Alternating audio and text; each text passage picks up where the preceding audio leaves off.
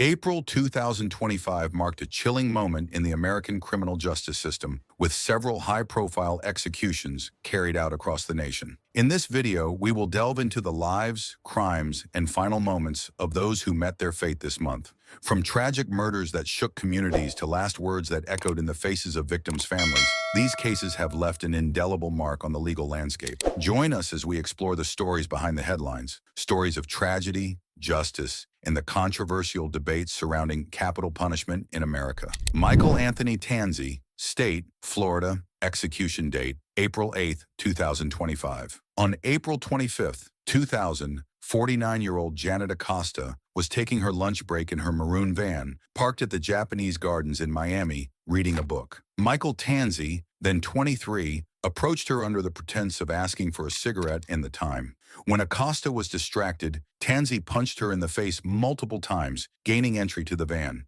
He threatened her with a razor blade and drove away with her in the vehicle. Upon reaching Homestead, Tanzi bound Acosta with rope found in her van and gagged her with a towel. He threatened to cut her from ear to ear if she resisted. Tanzi then drove Acosta to the Florida Keys, stopping in Tavernier to use her bank card to withdraw money. He also purchased duct tape and razor blades. Eventually, he drove to an isolated area in Cudjoe Key, where he told Acosta he was going to kill her. He placed duct tape over her mouth, nose, and eyes to silence her, and then strangled her until she died. Tanzi's legal team filed several appeals over the years, including a claim that his morbid obesity and sciatica would cause undue pain during execution by lethal injection. The Florida Supreme Court rejected this appeal, stating that the claim was untimely as his medical conditions had been known since 2009. On April 8, 2025, Tanzi was executed by lethal injection at Florida State Prison.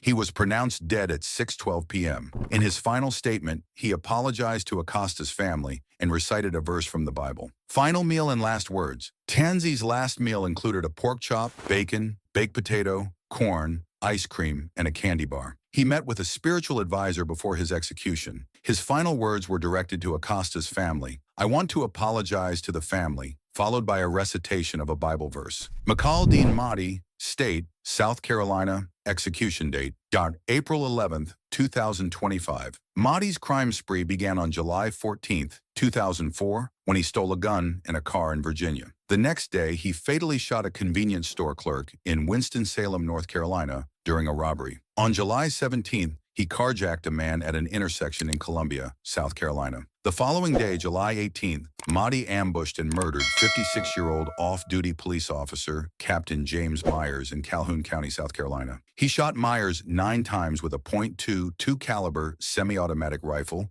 and set his body on fire in a shed that held sentimental value for Myers and his wife. Mahdi was arrested in Florida on July 21, 2004, after a nationwide manhunt. He was extradited to South Carolina, where he pleaded guilty to the murder of Captain Myers and was sentenced to death on December 8, 2006. In 2011, he was extradited to North Carolina and sentenced to life imprisonment without parole for the murder of the convenience store clerk. On December 2, 2009, while on death row at Lieber Correctional Institution, Mahdi and fellow inmate Quincy Allen attacked corrections officer Nathan Sasser with makeshift knives, stabbing him multiple times. Sasser survived but suffered long-term psychological effects. Mahdi's legal team filed multiple appeals, citing his traumatic childhood and ineffective counsel. All appeals were denied. He chose execution by firing squad over electrocution or lethal injection, believing it to be the least painful method. On April 11, 2025, Mahdi was executed by firing squad. He declined to make a final statement. Witnesses reported that he cried out when first shot,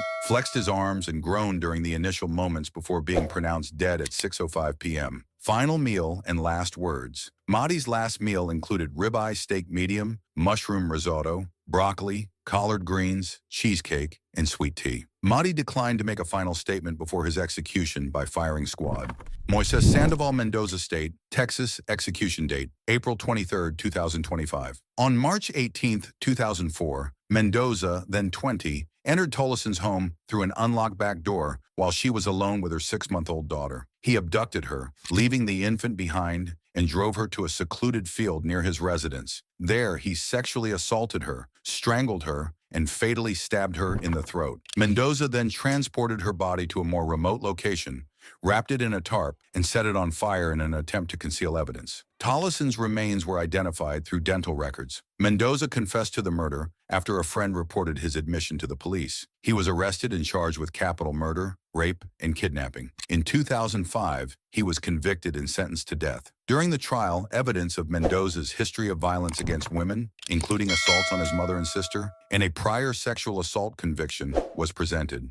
The jury unanimously recommended the death sentence. Mendoza's legal team filed multiple appeals, including claims of ineffective counsel and mental health issues. All appeals were denied, and the U.S. Supreme Court declined to intervene. On April 23, 2025, Mendoza was executed by lethal injection at the Texas State Penitentiary in Huntsville, Texas. He was pronounced dead at 6:40 p.m. Final meal and last words. Mendoza's final meal included a ribeye steak, mushroom risotto, broccoli, collard greens, cheesecake, and sweet tea. In his final statement, he apologized to Tollison's family, stating, "I am sorry for having robbed you of Rochelle's life. I know nothing that I could ever say or do would ever make up for that." He also addressed his own family, saying, "I love you, I am with you, I am well and at peace." James Osgood State, Alabama, execution date, April 24, 2025. On October 18, 2010, Tracy Lynn Brown's body was discovered in her home after she failed to report to work. She had been sexually assaulted and had her throat slit. Osgood and his then-girlfriend Tanya Van Dyke were identified as the perpetrators. Osgood confessed to the crime, stating that he and Van Dyke acted on a violent fantasy inspired by a Hollywood torture scene. Van Dyke was sentenced to life without the possibility of parole for her role in the crime. In 2014,